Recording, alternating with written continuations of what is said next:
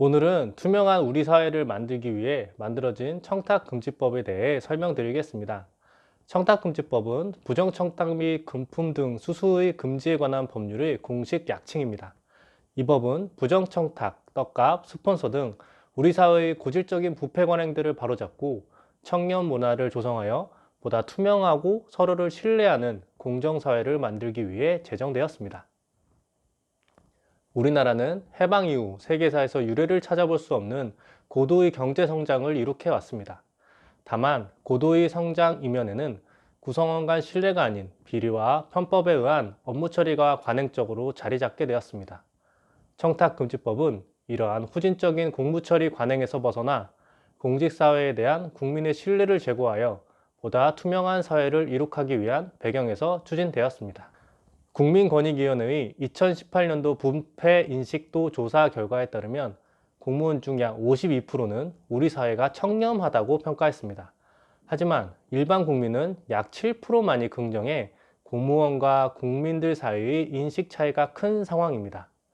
이러한 인식 차이는 국민들이 기대하는 공직사회의 청렴도가 공무원 스스로가 생각하는 것보다 훨씬 높다는 것을 의미합니다.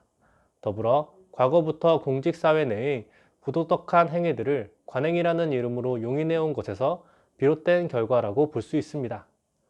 청탁금지법은 법과 현실 사이에서 용인되어 왔던 부정적인 공무처리 관행을 근절하고 공직자와 일반 시민 간의 신뢰를 재고토록 하는 데 제정 취지가 있습니다. 또 다른 입법 배경으로 타 국가 대비 우리나라의 낮은 청렴 수준을 들 수 있습니다. 국제투명성기구에서는 매년 국가별 부패 인식 지수를 발표하는데 2015년 기준으로 우리나라의 점수는 100점 만점에 56점에 불과한 상황입니다. 이는 조사 대상 국가 중에서 37위로 경제 규모로는 10위권인 우리나라의 외형적 규모에 턱없이 낮은 상황입니다. 한국 사회의 청렴 수준에 대한 국제사회의 부정적 평가는 외국 자본의 투자 저해나 경제 교류의 부정적 요인으로 작용하게 됩니다. 따라서 청탁금지법의 제정은 단순히 우리 사회를 투명하게 한다는 차원을 넘어 국가 경쟁력 향상을 위해서도 매우 중요한 입법이라는 점을 알 수 있습니다.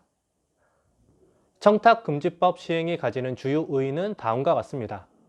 첫째, 청탁금지법은 직무 관련성, 대가성이 없는 경우에도 금품 등을 수수한 공직자 등에 대한 제재가 가능하도록 함으로써 국민의 신뢰를 확보할 수 있는 계기를 마련하였습니다. 둘째, 공직자가 부정청탁을 받거나 금품 등을 제공받을 경우 청탁금지법에서 정한 신고 절차를 이행하면 사후에 발생할 수 있는 책임으로부터 자유로워져 선량한 공직자를 보호하게 됩니다. 그럼 지금부터는 본격적으로 청탁금지법의 주요 내용에 대해 알아보도록 하겠습니다. 먼저 법률 적용 대상입니다. 청탁금지법은 공공기관에 대한 정의를 통해 적용 대상 기관을 규정하고 있으며 공공기관에 해당하는 기관, 단체에는 국회, 법원, 헌법재판소, 선거관리위원회, 감사원, 중앙행정기관과 그 소속 기관 및 지방자치단체 등이 있습니다. 또한 국가기관 이외에 공직유관단체, 공공기관, 학교법인, 언론사 등이 있습니다. 다음으로 적용 대상자입니다. 적용 대상인 공직자 등에는 청탁금지법상 공공기관 종사자가 해당됩니다. 첫째, 공무원법에 따른 공무원과 다른 법률에 따라 공무원으로 인정된 사람이 있습니다. 여기에는 공중보건의사, 공익법무관, 방역수의사, 청원경찰 등이 있습니다. 아직 정식 발령 전으로 수습 상태인 지역인재 공무원도 포함됩니다. 다만 무기계약직 및 기간제 근로자는 그 신분상 공무원이 아니기 때문에 법 적용 대상자에서 제외됩니다. 둘째, 공직유관단체 및 기관의 장과 그 임직원이 있습니다. 여기에서 직원은 공직유관단체 공공기관과 직접 근로계약을 체결하고 근로를 제공하는 자는 물론 계약직 등 비정규직 직원도 포함됩니다. 파견 직원의 경우 소속은 파견업체이지만 공무수행 사인에 해당할 수 있으니 주의해야 합니다. 한편 공직유관단체와 용역계약 등을 체결한 직원은 법 적용 대상자에 해당하지 않습니다. 예를 들어 경비, 환경미화원, 시설관리원, 식당 책임자 등이 있습니다. 그 밖에 각급 학교의 교직원, 언론사 임직원, 공직자 등의 배우자도 법 적용 대상에 해당합니다.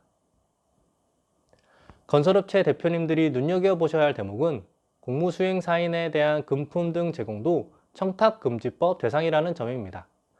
여기서 공무수행사인이란 공무처리를 공공기관으로부터 위탁받아 의사결정 등에 참여하는 민간인을 말합니다. 예시로는 각종 위원회의 위원 중 공직자가 아닌 위원, 공무수행을 위해 민간 부분에서 공공기관에 파견 나온 사람, 법령에 따라 공무상 심의평가 등을 하는 개인 또는 법인 단체 등이 있습니다. 중요한 공무수행사인으로는 법령에 따라 공공기관의 권한을 위임 위탁받은 법인, 단체 또는 그 기관이나 개인 등이 있습니다. 대한건설협회는 국토교통부로부터 시공능력평가 업무를 위탁받았기 때문에 공무수탁사인 규정에 적용을 받습니다. 또한 대한건설협회의 대표자와 실질적 업무 종사자도 공무수행사인에 해당합니다. 중요한 점은 공무수행사인은 공직자 등의 신분이 아니므로 공무수행 관련성이 인정되는 경우에만 법 적용이 된다는 것입니다. 따라서 공무수행사인이 100만 원을 초과하는 금품 등을 수수한 경우에도 공무수행과 관련하여 수수한 경우에만 위반 행위에 해당하며 공무수행과 관련 없이 금품 등을 수수한 경우에는 위반 행위에 해당하지 않습니다. 다음은 적용 범위와 관련한 몇 가지 유권 해석을 소개해 드리겠습니다. 권익위는 국회의원도 국가공무법상 공무원으로서 청탁금지법의 적용 대상이며 부정청탁을 하거나 금품 등을 수수하는 경우에는 당연히 처벌을 받는다고 하고 있습니다. 다만 국회의원의 경우 구축 민원을 듣고 처리하는 것은 정당한 의정활동의 일부에 해당하므로 공익적 목적으로 제3자의 구축 민원을 전달하는 행위에 한하여 부정청탁의 예외로 인정하고 있습니다. 공직유관단체에서 근무하는 비정규직 근로자도 법 적용 대상에 해당합니다. 권익위는 청탁금지법상 직원의 의무에 대해 공직유관단체와 직접 근로계약을 체결하고 근로를 제공하는 자로 정규직뿐만 아니라 계약직 등 비정규직 직원을 포함한 모든 소속 직원이라고 해석한 바 있습니다.